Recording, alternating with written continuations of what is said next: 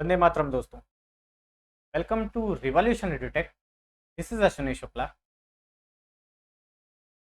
Friends, हम अपने CUET 2022 के डोमेन सब्जेक्ट फिजिक्स के क्वेश्चंस को डिस्कस कर रहे थे।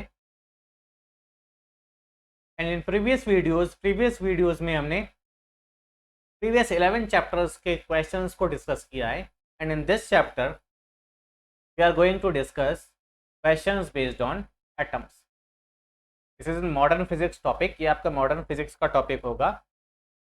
तो based on the requirement of CUET 2022 के फिजिक्स सेक्शन के रिक्वायरमेंट के हिसाब से whatever the practice questions, जो भी प्रैक्टिस क्वेश्चंस गिवन है, we will discuss all the practice questions.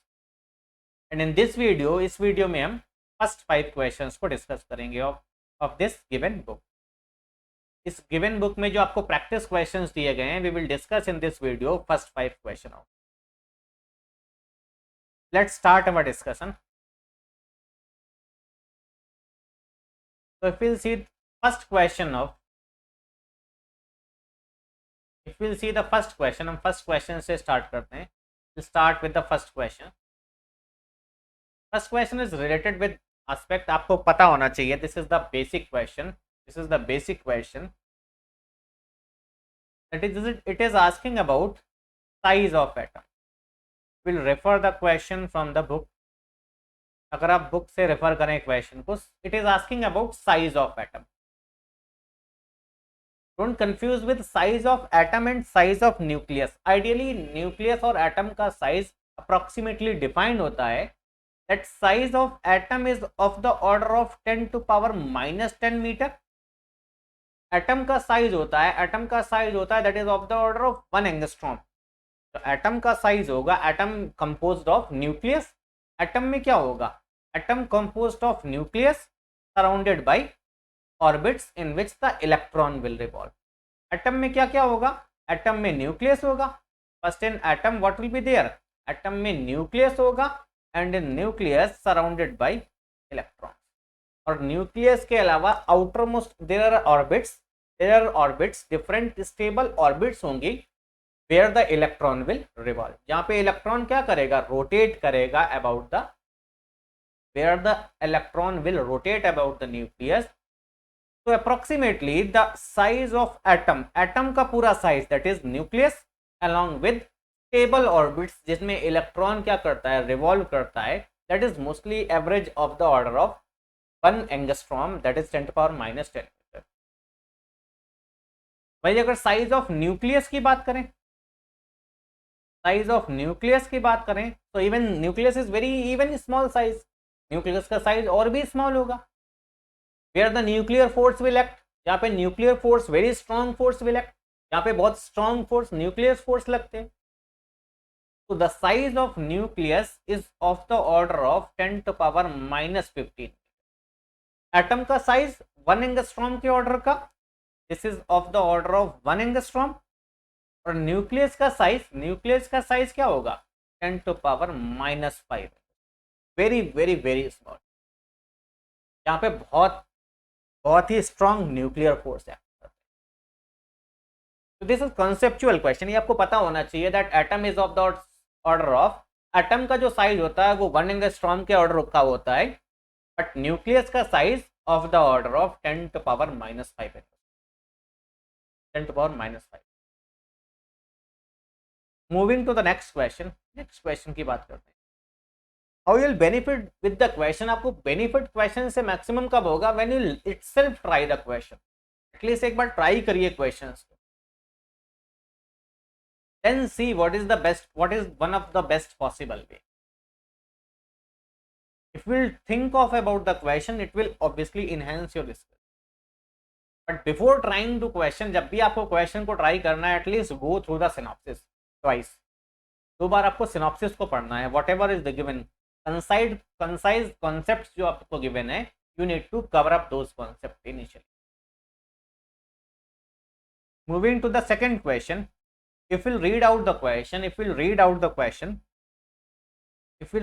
question, it is asking about energy of hydrogen atom। It is asking about energy of hydrogen or hydrogen like atom. Energy of hydrogen or hydrogen like atom. So if we'll go through the synopsis, it is given that energy of hydrogen or hydrogen like atom or hydrogen like atom. What is hydrogen like atom? Hydrogen like atom कौन कौन से होंगे? What is hydrogen? Hydrogen की क्या characteristics है? That hydrogen is nothing but 1h1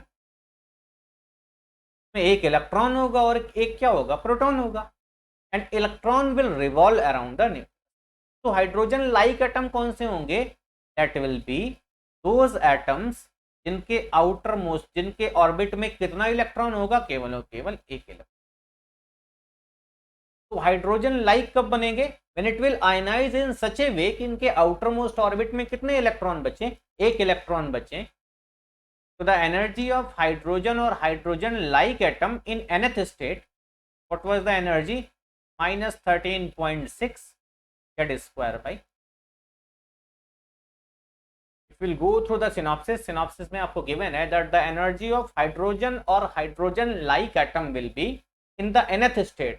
nth state में, ground state में, first state, second state या किसी भी nth स्टेट की बात करें तो एनर्जी ऑफ हाइड्रोजन और हाइड्रोजन लाइक एटम, हाइड्रोजन की या हाइड्रोजन लाइक एटम की, what will be the energy? What will be the energy of hydrogen और hydrogen like atom in nth state will be En will be -13.6 Z² by n², where what is Z?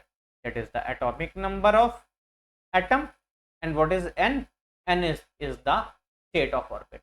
किस orbit की बात कर रहे हैं? State of ground state की बात कर रहे हैं, फर्स्ट स्टेट की बात कर रहे हैं, सेकंड स्टेट की बात कर रहे हैं, थर्ड स्टेट में बात कर रहे हैं. तो इट इज आस्किंग अबाउट अगर हम बात करें यहाँ पे हाइड्रोजन के लिए, तो for hydrogen what will be the value of atomic number? Hydrogen के लिए एटॉमिक नंबर कितना हो जाएगा? 1 हो जाएगा. अगर बात करें हीलियम, तो helium is not hydrogen. Helium के आउटर मोस्ट ऑर्बिट में कितने इलेक्ट्रॉन है? 2 इलेक्ट्रॉन है. लेकिन अगर एक इलेक्ट्रॉन वो आयनाइज कर दे, if electron left out 1 atom, तो कितना बचेगा? एक ही इलेक्ट्रॉन बचेगा. That is we will say that singly ionized helium. एक बार आयनाइज हो गया हीलियम तो कैसा हो गया? हाइड्रोजन लाइक हो. That becomes hydrogen like atom. तो singly ionized helium is hydrogen like atom. Singly ionized helium is hydrogen like. Similarly lithium के लिए भी बात कर सकते हैं. तो आउट ऑफ और कोई भी एटम अगर आयनाइज होकर उसके आउटर मोस्ट ऑर्बिट में केवल एक इलेक्ट्रॉन बचता है, then that will become hydrogen like atom. If any atom ionise and its outermost orbit contains only 1 electron, then that is known as hydrogen like atom. So hydrogen like atom के लिए what is the energy? -13.6 Z² by n². This is the total energy of electron. तो आपसे बोल रहा है कि hydrogen atom के लिए विच स्टेट में? थर्ड ऑर्बिट में. विच ऑर्बिट? Third orbit. तो हाइड्रोजन एटम के लिए Z इज इक्वल टू 1 और ऑर्बिट नंबर कितना हो जाएगा? Orbit number. So what will be the energy of hydrogen like atom? Hydrogen atom in third atomic state will be -13.6. Z will be 1. So 1 square by 3 square, that comes out to be -13.6 divided by 9. This is the energy. This is the energy which the electron will contain. ये तो energy होगी जो electron के पास होगी. कहाँ पे? Third state में. And because this energy is negative, so electron will be stable. क्योंकि एनर्जी कैसी है? नेगेटिव है. That's why इलेक्ट्रॉन कैसा है? स्टेबल है. अब इस इलेक्ट्रॉन को अगर हमें बाहर निकालना है, इस इलेक्ट्रॉन को हमें बाहर निकालना है, तो मिनिमम एनर्जी हमें कितनी देनी होगी? That is known as ionization energy. तो whatever is the minimum energy required to knock out the electron from its state, इसके किसी भी स्टेट से आउटर मोस्ट ऑर्बिट में नॉकआउट करने के लिए इलेक्ट्रॉन को जितनी एनर्जी की रिक्वायरमेंट होती है, that is known as ionization energy. Then minimum energy which is required to knock out any electron, that is known as ionization energy. तो मिनिमम एनर्जी हमें कितना करना है? स्टेबल कब नहीं रहेगा? जब टोटल एनर्जी जीरो हो जाए, टोटल एनर्जी जीरो हो जाए। तो जितनी भी नेगेटिव एनर्जी है, what ever negative energy it will have, same amount of positive energy अगर हम प्रोवाइड कर दें इलेक्ट्रॉन को, तो टोटल एनर्जी क्या हो जाएगी? Zero. If will provide same amount of positive energy to the electron, the total energy will become zero and the electron will knock out. तो वॉट एवर जितनी भी एनर्जी अभी नेगेटिव है, उतनी एनर्जी हमें पॉजिटिव एनर्जी देनी पड़ेगी to knock out the. अगर हमें इलेक्ट्रॉन को नॉकआउट कराना है, तो जितनी नेगेटिव एनर्जी इलेक्ट्रॉन की है, the same positive energy we need to provide. Moving to the next question, next question की बात करते हैं। Move to the third question. It is again it is asking about ionisation potential. It is asking about ionisation potential. You can refer the language of the question from the book. ये किसके बारे में बात कर रहा? Ionisation potential. Ionisation potential. So you know potential and energy had relation. That potential, ionization potential is nothing but ionization energy per unit charge. अगर ionisation energy को हम चार्ज से डिवाइड कर दें, that becomes ionisation potential. If will remember electrostatics में, if will remember electrostatics के अगर आप सिनॉप्सिस को रिवाइज करें, तो potential is what? Energy per unit charge. Potential is what? Energy per unit charge. What is ionization potential? Ionization energy per unit charge. And it is asking for second helium atom because no helium में कितने outermost electron होंगे? 2He4, that is outermost orbit में कितने electron है? 2 electron है। तो 2 electron के लिए नहीं बात कर सकते। हम कब बात कर सकते हैं? जब ये हाइड्रोजन लाइक हो जाए। और ये हाइड्रोजन लाइक कब होगा? जब इसमें केवल और केवल कितने इलेक्ट्रॉन बचेंगे? That is singly ionized helium की बात करें। Singly ionized helium is hydrogen like atom. तो सिंगली आयनाइज्ड अगर हीलियम हो जाएगा, so what will be the energy of helium in nth state will be -13.6 Z for helium will be 2 square upon, that is this comes out to be -13.6 into 4 and this is in EV, electron volt divided by। और ground state से अगर बात कर रहे हैं, for ground state n की value 1 हो जाएगी, तो E1 for helium comes out to be -13.6 into 4 electron volt. लेकिन हमें क्या बताना है? एनर्जी नहीं बतानी है। We need to find the ionisation potential. तो हम किसको इजेक्ट करा रहे हैं? इलेक्ट्रॉन को इजेक्ट करा रहे हैं। तो ionisation potential will be ionisation energy per unit charge, और चार्ज कितना है? इलेक्ट्रॉन पे charge. This comes out to be -13.6 into 4 EV by E। E cancelled out, so it comes out to be 4 6 are 24, 4 carry 2, 4 3 are 12, 4 carry 1, 4 1 are 4 and 5. So this comes out to be 54 point. तो the potential of 54.4, अगर हम कितना potential दें? 54.4 volt का potential लगाएं, तो electron will exact out from the helium atom.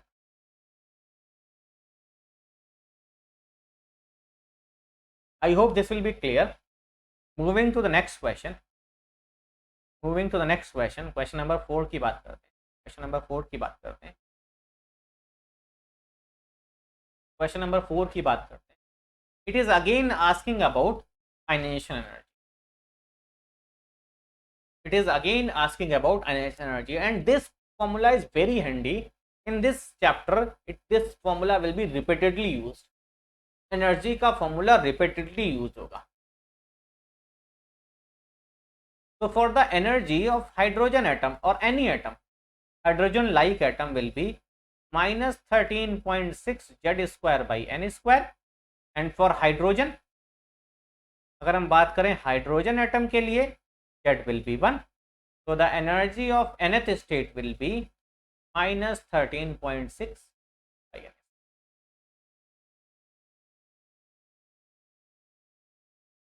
And what ever the energy, अगर हमें किसी इलेक्ट्रॉन को एजेक्ट कराना है, आयनाइज कराना है, तो कितनी एनर्जी देनी पड़ेगी, we need to give such amount of minimum energy, हमें उतनी मिनिमम एनर्जी देनी पड़ेगी कि टोटल एनर्जी क्या हो जाए, जीरो हो जाए। अभी एनर्जी कितनी है, दिस मच एनर्जी, ये नेगेटिव एनर्जी है, दैट्स वाई, इसीलिए इलेक्ट्रॉन क्या है, स्टेबल है। अगर हमें इसे निकालना है, एजेक्ट कराना है, अनस्टेबल करना है, तो जितनी नेगेटिव एनर्जी है उतनी अमाउंट ऑफ पॉजिटिव एनर्जी दे दें, तो इलेक्ट्रॉन क्या हो जाएगा, electron will just exact, electron क्या हो जाएगा, जस्ट एजेक्ट। तो फॉर द 10th लेवल, अगर n की वैल्यू 10 है, दैट 10th लेवल पे इलेक्ट्रॉन की एनर्जी, हाइड्रोजन इलेक्ट्रॉन की एनर्जी कितनी होगी, -13.6 divided by 10 square, that is this comes out to be 0.136 electron volt, but this is negative। तो अगर हमें इलेक्ट्रॉन को एजेक्ट कराना है, अगर हमें इलेक्ट्रॉन को एजेक्ट कराना है, तो इतनी एनर्जी हमें क्या देनी पड़ेगी, पॉजिटिव। तो what will be the ionisation energy, कितना हो जाएगा ionisation energy, ionisation energy will be same, ionisation energy will be same as the total amount of energy but in positive, this will be plus 0.136।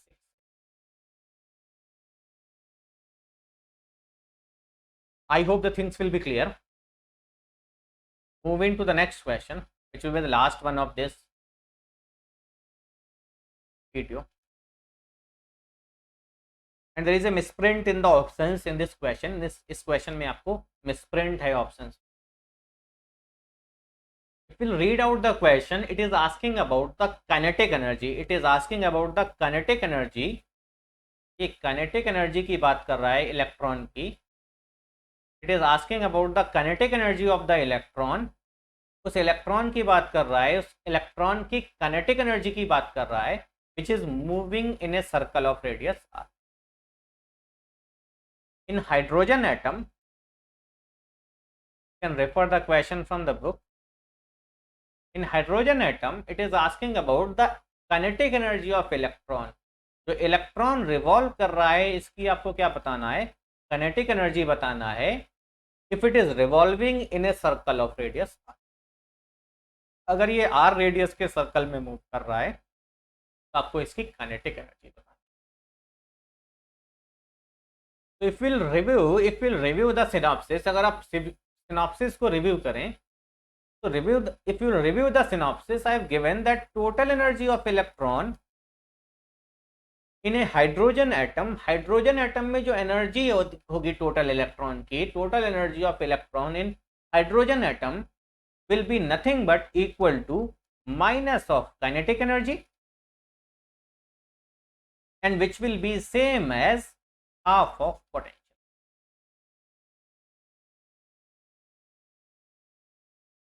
Total energy is same as minus of kinetic energy, which is half of potential energy of electron। हमें magnitude के बारे में concern है, हमें केवल और केवल magnitude बताना है, तो magnitude of kinetic energy will be half of potential energy of electron। And if you recall from the electrostatics that in hydrogen atom there will be only one proton on the nucleus, nucleus में केवल एक proton होगा, surrounding में एक electron है, तो what is the potential energy when the two charge particle are distance apart, so potential energy will be equal to 1/4 pi epsilon naught q1 q2 by r, and 1/4 pi epsilon naught को एक normal constant k लिख देते हैं, तो charge will be E into E, that is E square divided by r। We are not concerned about sign, otherwise it will be negative, otherwise ये negative होगी। Charge on electron is negative, charge on proton is positive, तो otherwise potential energy will be absolutely negative ही आएगी। But हम magnitude के बारे में concern है तो हम साइन की बात करेंगे नहीं। Here sign is not of vector or scalar, here sign is of that atom will be stable or unstable, energy will be positive or negative। तो काइनेटिक एनर्जी कितनी हो जाएगी, kinetic energy will be half of potential energy, that comes out to be half of k into E square by r। यहाँ पे k is missing, that's why k is missing. यहाँ पे there is a misprint. Otherwise k, which is 1/4 pi epsilon naught, k is nothing but 1/4 pi epsilon. अब short में उसे k लिख देते हैं. Where k is missing, there is a misprint in this question. Options में misprint है, k should be there, or 1/4 pi epsilon naught should be there.